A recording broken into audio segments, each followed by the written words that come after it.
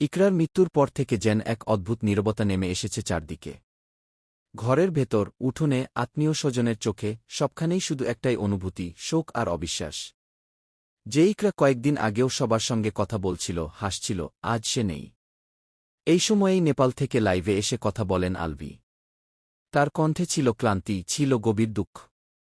তিনি কোনো অভিযোগ করেননি, কাউকে দোষও দেননি। শুধু ইকরার শেষ সময়ের কথা মনে করে আবেগে ভেঙে পড়েছিলেন। লাইভে আলভি ধীরে ধীরে বলেন, ইকরা খুব চুপচাপ হয়ে গিয়েছিল শেষ দিকে। ওর তিনজন খুব কাছের বান্ধবী ছিল। ওরা সবসময় ওর পাশে থাকত গি। তিনি আরও বলেন, ওদের সঙ্গে ইকরা অনেক কথা শেয়ার করত। ওরা নিশ্চয়ই জানে ও শেষ সময়ে কি অনুভব করছিল গে।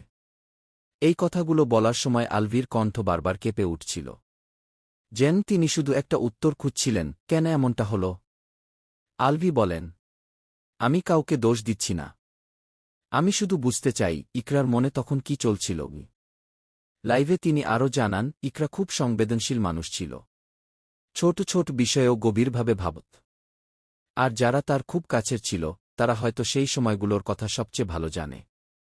এক পর্যায়ে আলভি বলেন, বন্ধুরা অনেক সময় এমন কিছু জানে যা পরিবারও জানে না।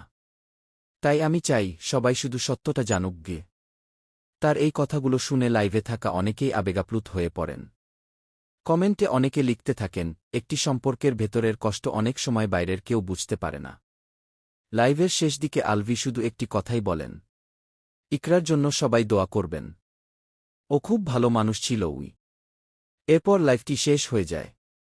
কিন্তু ইকরার স্মৃতি, তার গল্প আর তার জীবনের সেই অজানা অধ্যায়, সেগুলো এখনও অনেকের মনে প্রশ্ন হয়ে রয়ে গেছে। আপনার কি মনে হয়, একজন মানুষের মনের কষ্ট কি সবসময় সবাই বুঝতে পারে? ভিডিওটি শেষ পর্যন্ত দেখুন। ভালো লাগলে লাইক, শেয়ার ও সাবস্ক্রাইব করতে ভুলবেন না।